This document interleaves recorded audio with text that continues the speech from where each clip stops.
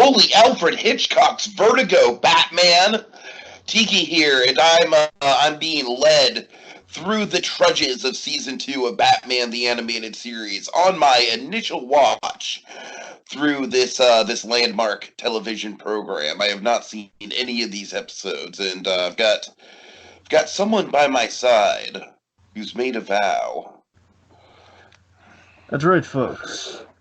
Long ago, I made a vow to educate Tiki in the ways of Batman the Animated Series, serving as his spirit guide to Gotham, in a way, one might say. And tonight we are talking about Dragon. What's the name of the episode? Off Balance. Off Balance. Yes. I wanted to call it Vertigo, but I knew it wasn't called Vertigo. Thank you. All right, so Dragon, just initial thoughts on this one. I got to admit, I thought the first half was a little weak. It was, I kind of wasn't really sure what was going on. Once we get the reveal, and I got to admit, I felt stupid for not seeing the reveal coming later with a certain side character who turns out to be a big deal. I felt stupid for not figuring that out sooner than I did. But once we get that reveal and we know what's going on back and forth with Batman, this episode turned out to be pretty fun. It's definitely got some Hitchcock vibes to it. You know, it's got like a Hitchcock femme fatale. It's got a name drop to Vertigo as a villain. It's got a set piece that very much reminds me of Vertigo.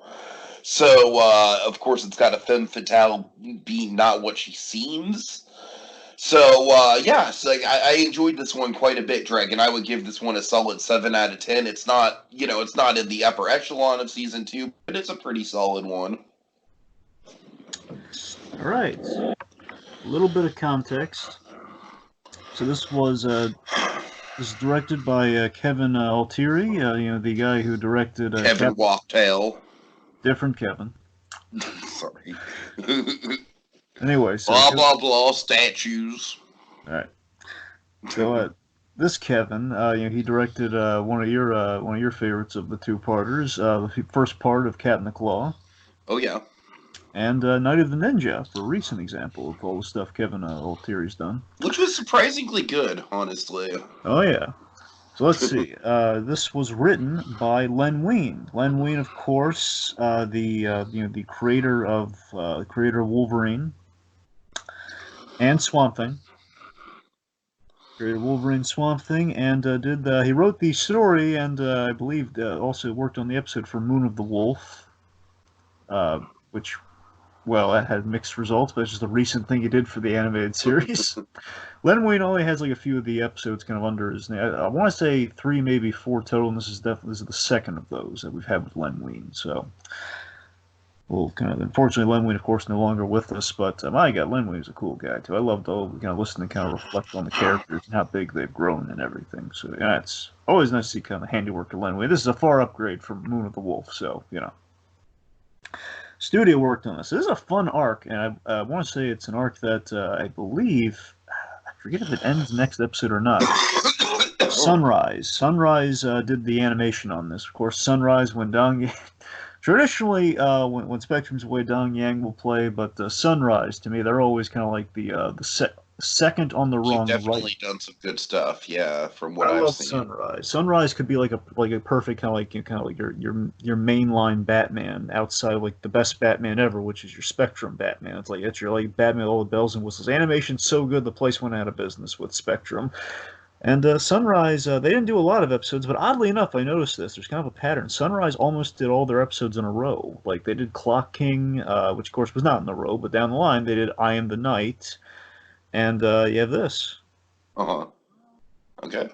Yeah, and I believe the next one, so at least it's 3 episodes in a row at the very least. So. Nice. Right. So this one, this is another, much like the last Len Wein episode with Moon of the Wolf. This also adapts kind of a one-issue story from Batman, and a lot better than that one. This is Detective 411, written by Denny O'Neil, the great Denny O'Neil. Who did that one? Of course, this is smack dab in the middle of the 70s. This is before we get Frank Miller. This is when Batman's becoming a detective, and we're starting to introduce slowly but surely Ra's al Ghul. Yeah, I love the slow build of the mystery in this one. Like I said, I think the first half of the episode is a little slow because of that, but once we get into the mystery itself, it's like, oh, okay, this is an interesting dynamic here. Fun fact: this is the first ever screen appearance of Ra's al Ghul ever. Oh, nice, nice, yeah. And also, another fun fact: the second time the animated series took a Green Arrow villain and tried to make it a Batman villain. Of course, very successfully with the Clock King. Clock King, Green Arrow villain, now made famously more a Batman villain than Green Arrow villain. And and then we have the Vertigo. Count Vertigo, of course, is basically one of Green Arrow's arch nemesis. So that's kind of like it's a big deal that we kind of got Yeah, him. maybe a little bit more mixed results with that guy. We'll get into it. We will. We will. So again, no Not Sunrise. I saying know. he's bad, but Oh, so here's the thing I was thinking of too. Night of the Ninja was also, I believe, a Sunrise episode as well. At least it might have been. My point is, Kevin Altieri again. Kevin Altieri's yet again paired up with Sunrise, so it's kind of fun. He really likes working with these guys, and again, the work speaks for itself. Okay, let's dive right into it. alrighty. So we started a very Statue of Liberty looking location here. Yet another, I'm sure, Schumacher, who we know for a fact watched the animated series. I don't think he took enough lessons away from it, but he did watch it. And of course, Batman Forever starts off with kind of its own version of like a Lady of Gotham statue, and we kind of have that here. Yeah, yeah. Only we don't destroy it with a helicopter. So we have this low-level Skell in Twitch. Again, maybe a little Sam and Twitch nod to the Spawn comics. I don't know. It's thrown out there. Then again, this probably predates Spawn. Well, it was in the 90s. You know, let's just not speculate. Point being, guy named Twitch is waiting for Nico, and this is from the comics. Basically, this episode is very much structured from the comic. There's basically one alteration made to the episode, one major alteration in the villain. Basically, we don't have Count Vertigo in the comic. We have a different character. Okay. Yet it is a Green Arrow character. I'll get to that when we get to Vertigo. Anyway, point being, we have Twitch waiting for his buddy Nico. He's got information. Nico wants to meet with him on top of the statue. Odd meeting place, but he's just there. But he learns it was a setup by Batman looking for answers about the Society of Shadows. Dragon, I felt so freaking dumb for not putting the pieces together that this was the League of Shadows. I felt so stupid. So don't feel too stupid because essentially, for years, I want to say for years it was League of Assassins, and then basically down the line, definitely by the time Batman begins, we have to change the society. We have to change the League of Shadows in that case because we can't have Bruce Wayne join a society of assassins because he knows something was off. Oh God. And I forget if Shadows was worked into it like before that point, but I can't remember where exactly we added Shadows into the mix. And obviously here, as you can probably imagine, it was a standards and practices thing where we can't say League of Assassins in a Saturday morning kids show. Right. Well, I was thinking more just League of Shadows.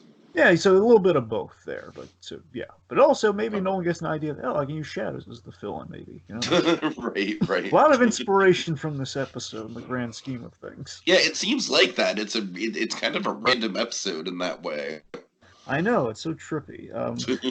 Okay, so let's see. So basically, he learns that the Society of Shadows is operating in Gotham, and basically, you know, they have their claws in every dirty deal in Gotham, and of course, as we have this little conversation, we see them literally scaling the side of the statue with their claws. Maybe a little nod to Len Wein in his later Claw creation. marks? How could you make claw marks in solid stone? Little gargoyles reference. Fair enough. Fair enough. Also, another great series. But yes. Maybe a little nod to Len Wein with his creation of Wolverine with kind of the three-pronged kind of claws. I don't know. Just putting it out there. Mhm. Anyway, so let's see. So basically, he learns from Twitch here. He learns from Twitch that tonight they're boosting an ultrasonic gizmo, and they're led by a guy who goes by the code name Vertigo. Oh yeah. Just as he says that, he's attacked by the assassins or the shadows. So Twitch in this bit here, Twitch kind of begs for his life, and of course there's like no one betrays the society. And Dragon, I love how invested Batman gets in Twitch, and it really is kind of a sad scene where Twitch, by all intents and purposes, he is a criminal, a low-level criminal, but he did very easily give himself up and gave Batman very valuable information, and I like how much Batman values that, and that he does think that, it's not like Twitch dying is like an afterthought here. It's like, oh no, like that is a personal loss to Batman in this moment. Yeah, in the I believe in the book it's like a straight up. You can get a little more graphic, where he pretty much gets like stabbed by the society. But in this case, we it's a little more gruesome when you think about it here, because we here's the thing. Obviously, they have to screw around a little bit with BS&P with a lot of the stuff that goes on in this opening sequence, given kind of our quasi deaths and given our kind of direct deaths here. Where you're right, Twitch does absolutely die here. Where basically Twitch gets tossed off the statue. He falls in the water, which again is pretty much the most PC death you're going to be able to clear on Saturday morning. Right. But if you notice, I caught this on the rewatch. I never caught this before. I mean, when he bobs out, he ain't swimming. Oh God! That's he bobs out of that water. Again, you think that's for the kids? Like, oh look, he's alive. But no, folks, his arms aren't moving. He's a corpse. I love that they got away with that. Like, oh my God, like that's a perfect line you hit right there. Yes, and then I love that moment with Batman where he says, "You'll pay for that." He's just totally. Oh, it's just great. So, anyways, then the fight begins with the Society of Shadows. They pull out essentially this little kind of zip line launcher. Batman dodges out of the way and basically follows them. And this is awesome. He follows them with this kick, like mid kick, like as he's ziplining down there, following him, giving chase. He's just like bam, slams into the two of them. And before the battle continues, they know they're boned, or they have to get out of there. The point being, they can't take the risk. Says the shadows live forever, and of course they gas themselves. And this was always cool. Like they have this little pressure mechanism that gases them, and again, BS&P, we can't quite use. It was cyanide capsules in the book. Here again, this is even cooler. I gotta be honest. Like the whole gas. You know what? I do think visually it's almost a little bit more effective than cyanide capsules would be, Dragon. Honestly, it is. So Batman. I love the quick gas mask move. Really nice and really smooth in the animation. Little gas mask, and he examines them. We see these.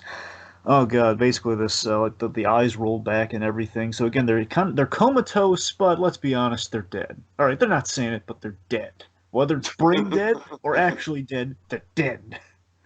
Oh God. Anyway. But again, with these deaths, I love how none of them are even remotely Batman's fault here. True, and that's the way it should be. So. Snyder. Yes, Snyder. Freaking in that one panel. Snyder. Yes, exactly. Snyder. You're right. L.A. Snyder. Freaking L.A. Snyder. We love New York Snyder, though. New York Snyder. We're not talking about you, Scott. You're awesome. Scott Snyder, godsend. Anyway. Oh, God. So, Talia, meanwhile, she is observing this. I felt so dumb for not knowing this was Talia until she said her name, Dragon. I felt so stupid. I was so dumb. So we have Talia observing this from a distance on some binoculars, and my God, Talia, well, she's so beautiful rendered animation. She's great. Man. She's great at this episode. She's easily the best part of the episode, I think. Certainly. Meanwhile, here's one of my favorites. This is like a Hall of Famer for me with the Batman Gordon scenes. I love this scene so much. My favorite Gordon. You can see why. This is a pretty good one. It's short and sweet, Dragon, just like you like them. My favorite bad exit line is in this one too, by the way. The one I always use in a pinch. So, Jim Gordon's at the firing range. Again, given that Len Wein worked on this episode, I like to think Len Wein, little nod to year one. The whole Gordon at the firing range is a huge panel from that book. Sure. Anyway, so he's firing some rounds, and the door closes, and he just Gordon knows at this point. Okay, chances are, probably Batman. Batman, this is over here, Jim, and of course this is a fun gag where he's basically Batman blended in with some of the targets on the wall. Yes, that's a really cool visual. So let's see. So basically, we confirm that. Okay, again, we have to say it for the kids. They erase their own minds.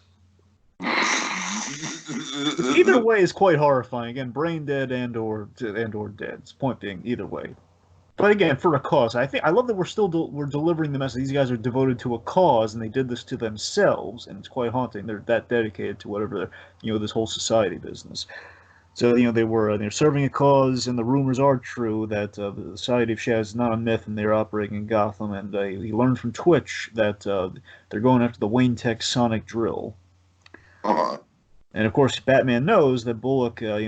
Gordon posted Bullock to kind of add extra security and add more guards. Basically, he tells Gordon to tell Bullock to add more guards. Is there anything you don't know? I only assigned that detail a couple hours ago. How could you? And of course, bad exit. And then with one of my favorite Gordon bad exit lines. One of these days, I'm going to nail his feet to the ground. Yeah, that definitely got a chuckle out of me. And yeah, like you're always praising with these Gordon and Batman scenes, like the best of them, they're very economic. It's like they're short, they're to the point, they deliver exposition, but they're fun and atmospheric at the same time. Yeah. All right. So speaking of fun and atmospheric, we get a train. Yes, we do. I don't know why. There's just something really cool about trains in Batman. I hear you on that. They are really cool when we do see them. Like, usually they're crashing a lot of the time, but they are quite cool. In this case, it doesn't crash. Right. All right. So the train is delivering the tech that the League wants to steal. And Dragon, this is really cool because we have Lucius Fox, handling Wayne tech that's come in from Chicago. Oh god, it doesn't get any more Nolan than that. Really, it doesn't. Right. Okay, so if you that's think, what I'm saying. You know why Lucius Fox is in this episode outside of the whole Wayne tech of it all? Why? Len Wein actually created Lucius Fox. Oh, okay. It's paid every time Lucius Fox appears in something. And by the way, even better fun fact, you're gonna love this. I never knew about. I was always kind of forgot about this. Do you know? I don't know if you're gonna recognize it. Do you know who does the voice of Lucius Fox? You've told me before. Brock Peters, and Brock Peters, he's famous. There's one role he's very famous for, To Kill a Mockingbird. He was he was the guy on trial in To Kill a Mockingbird. Oh wow. Tom Robinson, that guy. Uh-huh. To Kill a Mockingbird, a little fan, little insights aside. Getting back to the episode here. So basically, he's telling the guys are unloading the train, unloading the drill. And it's a bit of an expo dump, but it's a cool expo dump though. Exposition about this Wayne lab in Chicago developed the drill for building, excavation, oil rigs, etc., etc. And then Bullock's like reassuring, like, no worries, as long as Bullock's around, no one's gonna mess with this. No one's gonna mess with this drill. Of course, he's interrupted as he's boasting about himself here, and they're interrupted by. It's a great cut. It's a great cut. We're interrupted by the famous Vertigo effect. Now, this is what Count Vertigo does in the comics all the time. Sometimes, like Arrow in the TV show, they kind of made like a bit of a drug thing. But the best version of Vertigo, I feel, nothing against that Vertigo either. That was a fine Vertigo. That was when Arrow actually tried. When they actually cared. Anyway, my point is, he has his eyepiece that kind of causes this little Vertigo effect. Everything just kind of goes spinning, and it kind of everything goes Hitchcock. Okay, so here's where I'm coming down on this Vertigo guy. I think the power itself is really cool, and really visually they pull it off quite well. Yeah. I think the personality of the guy himself leaves a little to be desired. And that's the thing. Let me put it to you this way, right? Because they had no idea they were going to get a DC animated universe. They had no idea they would have like a Green Arrow down the line. Right. I do think it's solid casting. We have Michael York as Vertigo. Basil Exposition from Austin Powers, man. That Michael York. We have him as Vertigo. He's having fun with it for sure. It's solid casting, but just it's not my Count Vertigo. Like, I go for the thing is, it's like there's nothing intimidating about him. He feels like a '60s villain with a really cool, really intimidating power, and there's a little bit of a disconnect there. He's all gimmick, no bite. Like, for example, in Young Justice, my favorite version of Count Vertigo, it's Young Justice and also that Green Arrow short. I think I showed you once from DC Showcase. I don't remember, but point being, both versions very similar. The idea is that Count Vertigo, he is a count because he comes from a royal family, and the big story of Count Vertigo, eyepiece, he does use it, and it is cool, but before he even uses that eyepiece, like his big plan is, I'm going to kill my relative, like I think he's the uncle or something. I'm going to kill my niece who's going to ascend the throne. So he's planning to kill a child. Like that's unsaid. Count Vertigo can be a really creepy, scary guy. Anyway. This guy lacks kind of that menace. Yeah, he really does. That's the problem. Like I said, the power is cool. At the very least, I'll give them credit for that. Question, and here's a fun fact. In the comic, they had a different Green Arrow. Well, they had a Batman villain, I guess, who eventually became a Green Arrow villain in the Arrow TV show in the CW. Everyone knows him as a Green Arrow villain now. It's like a fun little flip-flop here. Damien Dark, played by Neil McDonough, of course. Dum Dum Dugan from Agent Carter. Uh-huh. He's point being, I really love that actor. He's really great. And he's great in the show. He's in some terrible seasons, but he's great. Point being, fun that it's kind of we swap one Green Arrow villain for another in the grand scheme of things. It's kind of cutesy. Revisiting this episode years later. Well, not years. Revisiting this episode after a long while. Okay. Sure. So, what do you want? For you to stop asking stupid questions. Second, a powerful weapon. So then, as he's stealing the drill, Batman has this great entry liner. Says, "You'll be doing 10 to 20 in Stonegate minimum." Yeah. And like I keep saying, the effect that the Vertigo has on Batman is very well illustrated, and it does, put up quite a challenge for the Cape Crusader.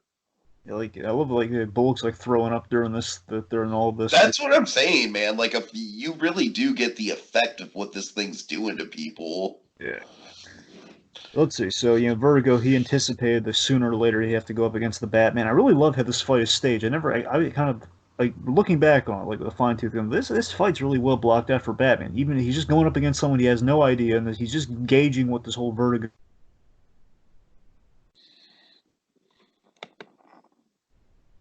Hello?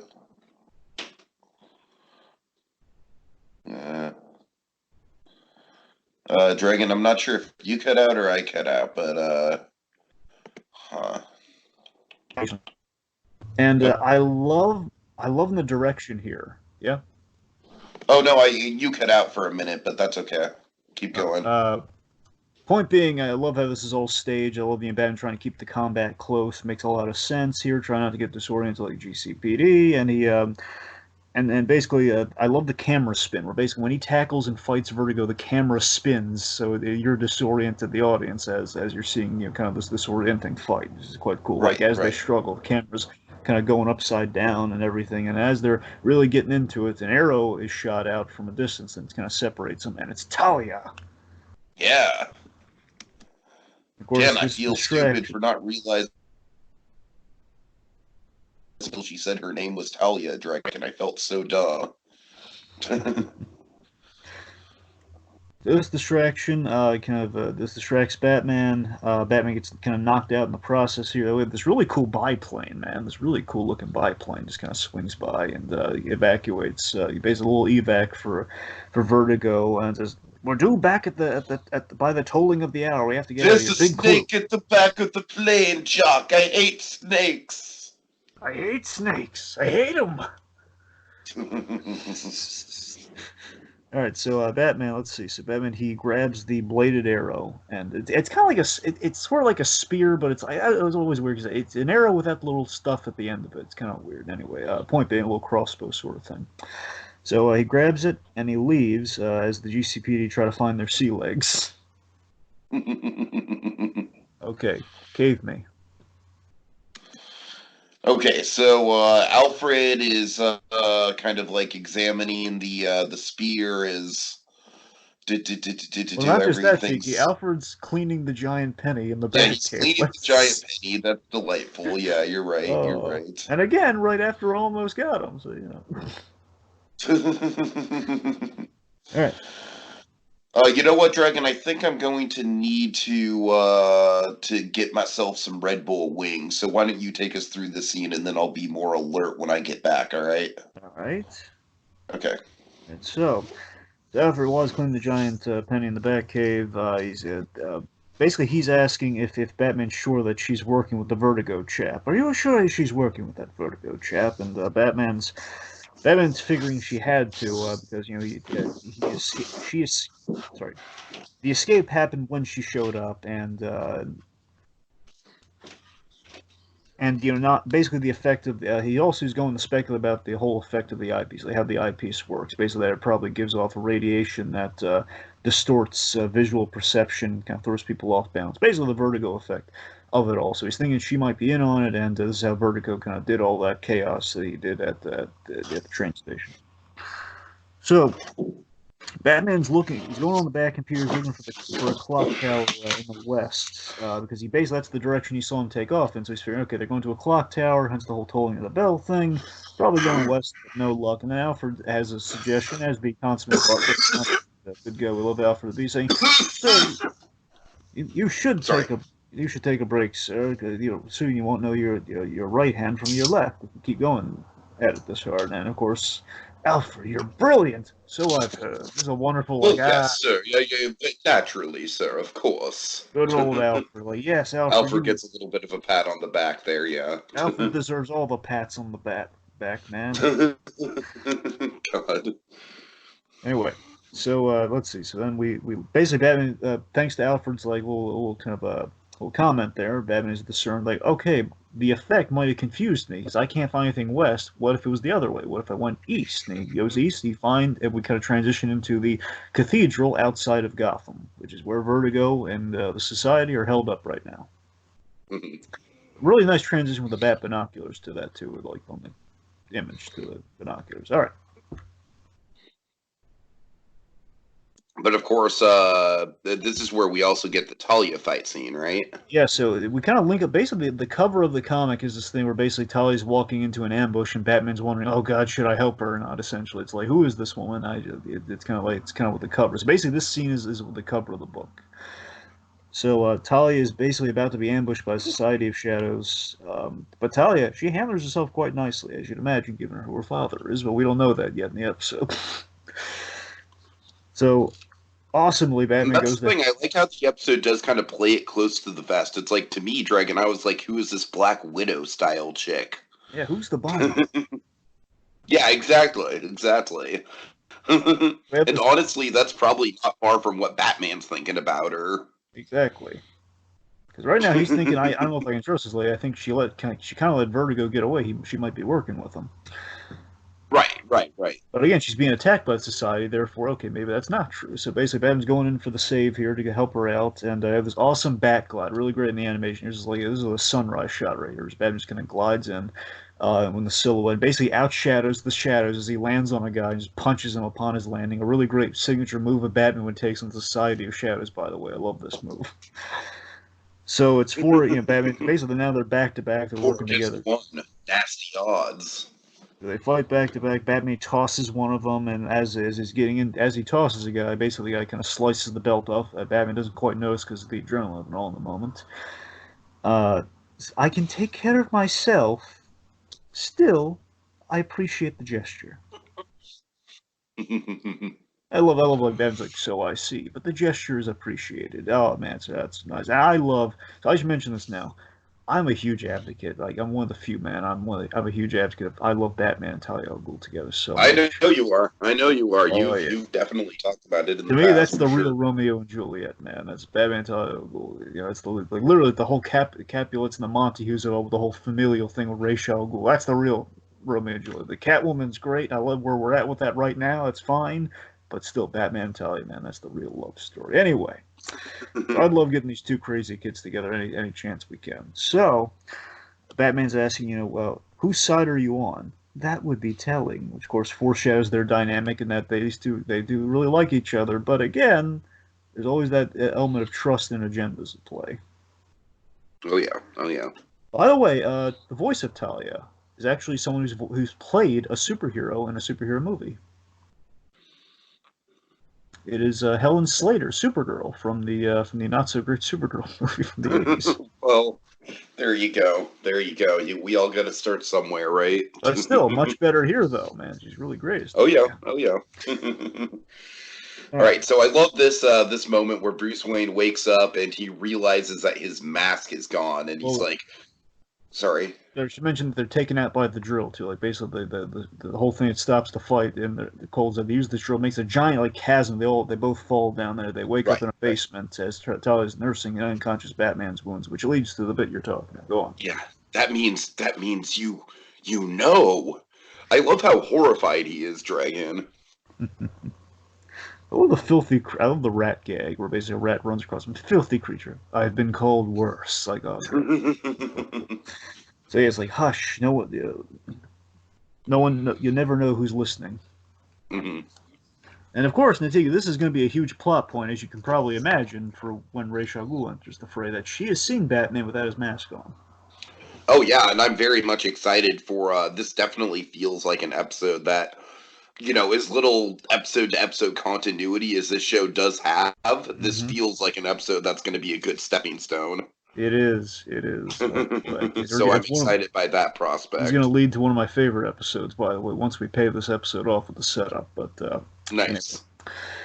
One of my favorite two-parters outside of the Two-Face two-parter. Anyway, so she introduces herself. She's Talia, and she has business with the Shadows as well, personal business. She's not really liking to disclose right now. And okay, Batman's about to get him out of there. But my belt, Batman's just having bad luck ever since he's. I know. I love the reaction Kevin Conroy has. Just my belt. I love how panicked and everything is. Like he's basically Batman having such an off day. My mask, my belt. Yeah, Thankfully, it's pretty fun. It's pretty fun. thankfully, Talia has a lockpick, and they're rather. We make a good team, don't you think? Like yes, loving her. So Talia, oh, this is so good. This is the talk about the setup, man. This is so good. So Talia's telling Batman, basically, this is exposition done in a really fun way. This is exposition with style. Dragon, it's a Sorkin walk and talk, man. It's a Sorkin walk and talk. Yes, a little bit more action. Yes. So basically, Talia tells Batman that Vertigo worked for her father until he, and again, it's all from the book too, but again, just with Damien Dark instead. So basically, Vertigo worked for her father until he recognized the blackness in his soul, and the two are knocking out guards while they're doing this, making their way through the complex. He sent me as an emissary to keep the device out of Vertigo's hands, and that was the great part. I love this. I go gaga for Ra's al Ghul when the animated series is all great build up on the rewatch. Like, why should your father care? Because he's concerned for all humankind. Yes, we're building up Ra's, and we're also using the little bit of the theme too. I love it. We're seeing in the themes for Ra's al Ghul and the whole Talia Bat. Some fun musical themes are kind of being set up here too, and does that also suggest that maybe Batman and Ra's have a common goal?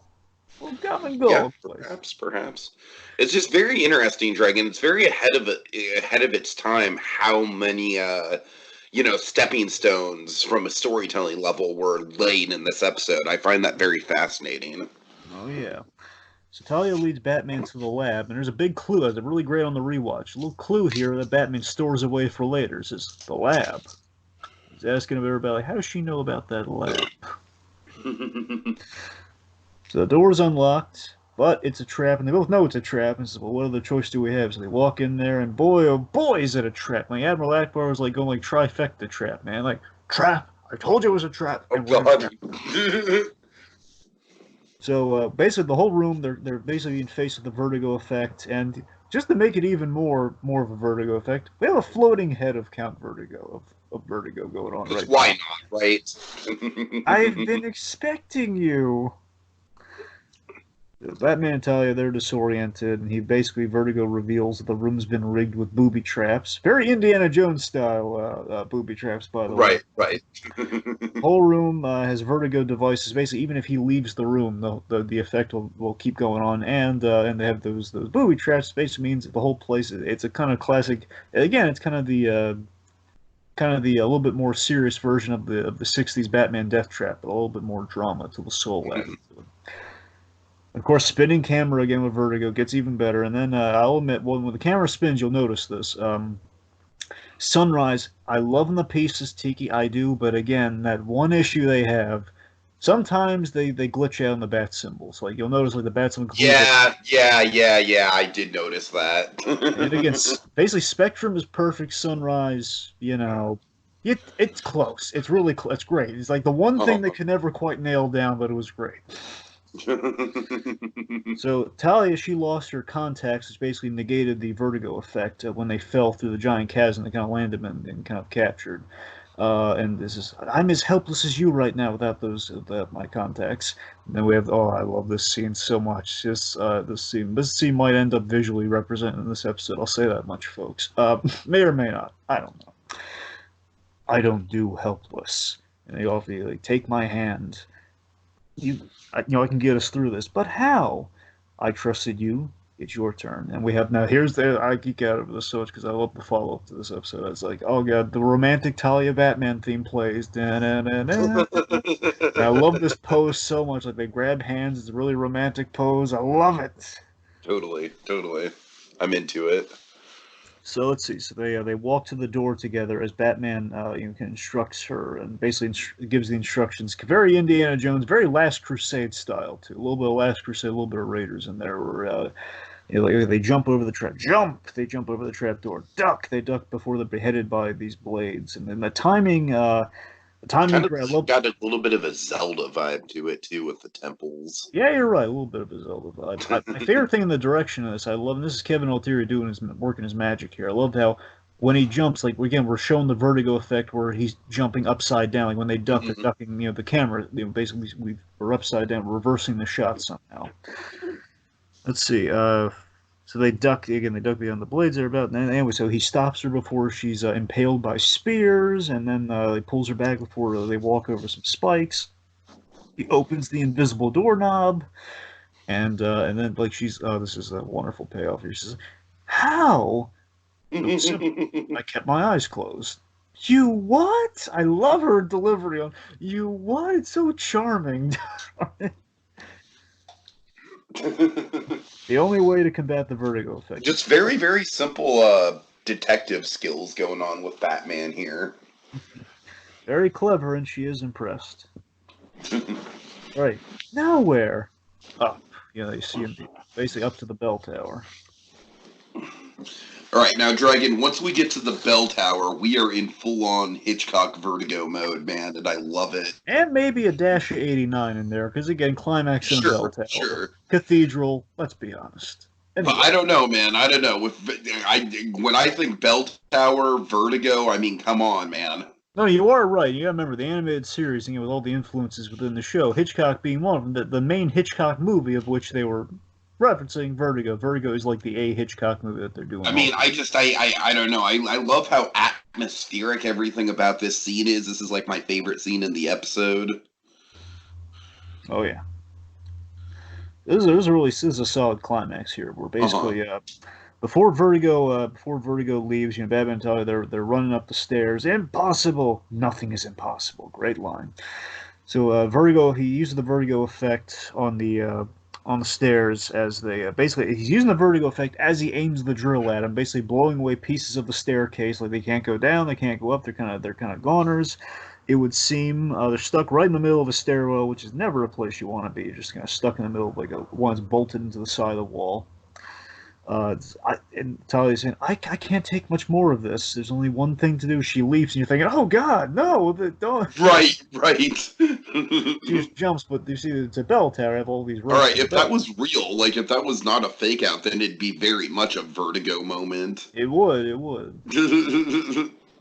So Talia leaps, Ben's like, no, and we reveal Talia, really smart here. She basically grabs onto a rope and basically starts to ring the bells, which Vertigo is basically smack dab in the middle of. So Vertigo has like this deafening thing right now. I don't know if the eyepiece even might also kind of like mess with the senses a little bit, and kind of heightening the one versus the others. The point being, whoever you are, surrounded by all those bells, unless you're Quasimodo, it's gonna ring you in the bells a little bit.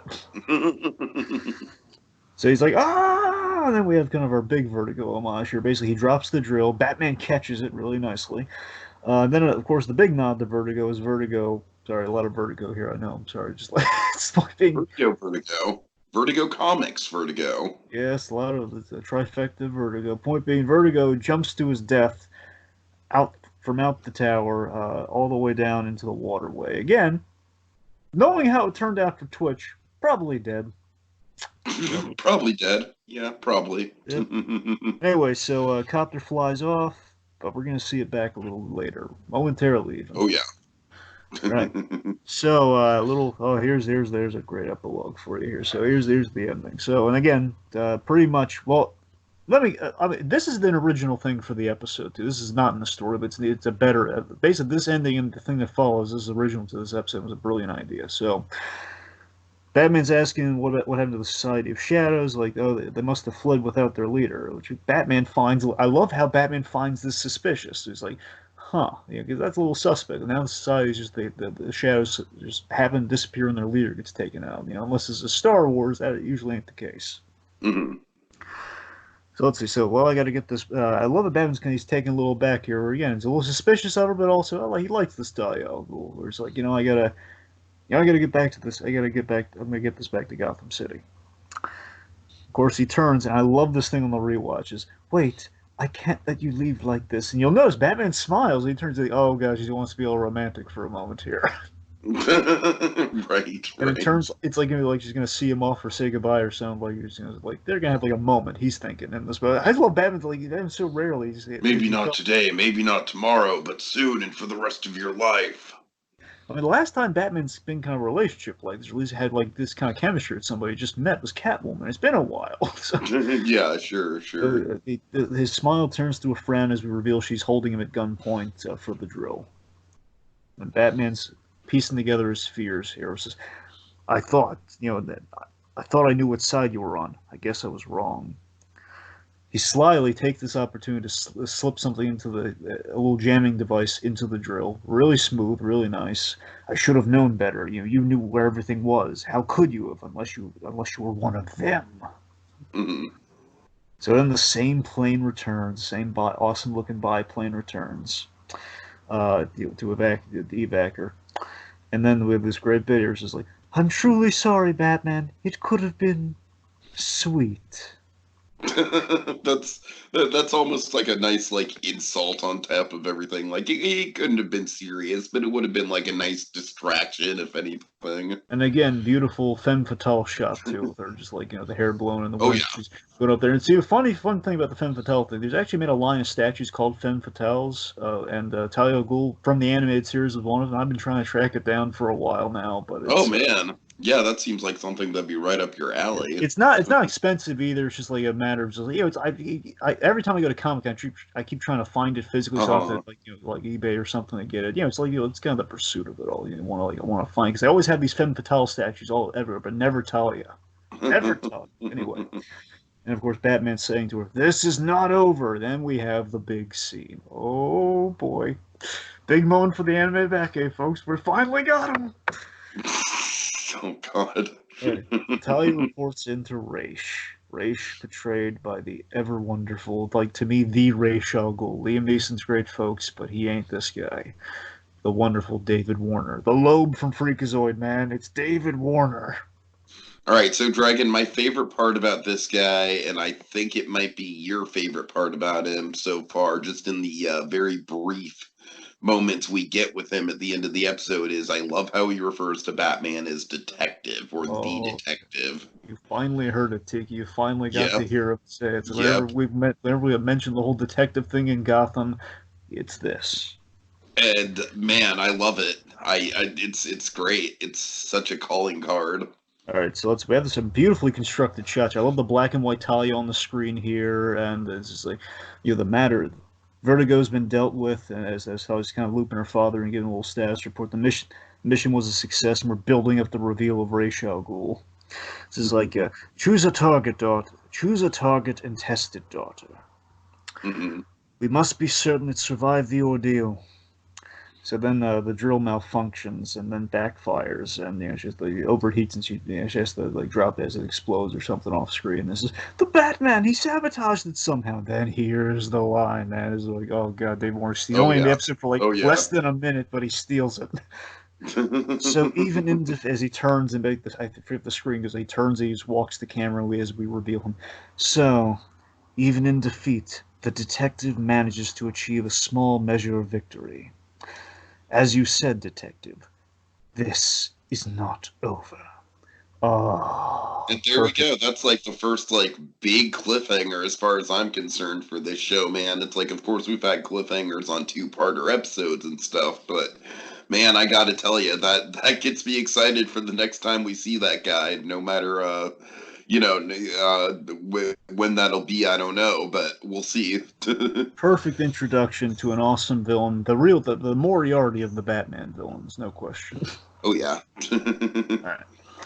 All right, and I'm very much looking forward to the next one as well, Dragon. I've heard a lot of hype around the next one, so let's get right into that after final thoughts. So final thoughts here on my end. I like this episode quite a bit. I give it like I said, I don't necessarily think it's like a big landmark episode of season 2 by any means, but I do like it. I do think it's a bit more the middle of the road. It's a pretty good episode. It's got some very good Talia stuff within it and a lovely cliffhanger. Like I said, the Vertigo stuff, I like the effects on the actual power. I wish the guy himself was more intimidating. That kind of drags the episode down just a little bit. But other than that, we got a good Gordon scene. So overall, it's a very atmospheric, very Hitchcockian episode, and I'm quite satisfied with it. Final thoughts for me. Smart choice to set up Talia and Raish. Very much, kind of like the comic a little even better here. Given okay, we're going to see Raish again, kids. It's going to be great. Vertigo, not so memorable. Lacks kind of the stay power of Clock King. Let's say he just kind of lacks the stay power. But definitely, this episode we show the chemistry of Talia and Batman. We see Batman being really clever in the field. It's the episode has a lot of really cool action bits. Again, the villain, the Batman answers so many a time. It's kind of marketed on the Batman going up against the villain or a villain who's very going to have a really interesting spin put on through the animated series. Vertigo, literally a plot device to introduce. Vertigo is very much, he's very much just kind of the, he's the distraction. He's the smokescreen for the actual villain, which is Talia, and more importantly, Ra's al Ghul. So by that logic, we did get our episode, but really just an episode's worth in less than a minute of screen time by the end of it. And Vertigo just kind of was the plot device getting us from point A to point B with the gimmick of if you know this, well, Vertigo effect. What do you know? It's sure. Just a gimmick. The gimmick serving the larger narrative. But you're right. This is an episode I go back to often because again, if I didn't get the ultimate Ra's al Ghul episode and later, I might give this one a lot more attention. But I have that episode, so this one kind of falls between the cracks. I saw that Ra's al Ghul episode before I saw this episode, so for years I was they mentioned this adventure they had, and this is the adventure they name dropped. So it's kind of cool to kind of fill in the blanks like that. And it's a solid episode for sure. It's the solid as far as the adaptations of one and dones go for Batman the Animated Series. This is a really solid adaptation. It improves upon the source material as the DC AU does when it's at its finest. When it kind of takes source material, maybe pluses it a little bit, kind of makes it its own, which this episode does. So, take what you can get. Okay, so take us out, Dragon. Give us some Dozier, man. Doge us. Batman dead? Gotham's underworld in mourning. An explanation you have to see to believe. Did Batman's untimely demise come at the hands of Joker, Two-Face, or some punk who got lucky? Tune in and find out. Same animated bat time, same animated bat place, and bring flowers on the next visit to the animated Batcave with the man who killed Batman. Say it ain't so, Batman. Say it ain't so. This is not over, Detective. One of these days I'm gonna nail his feet to the floor.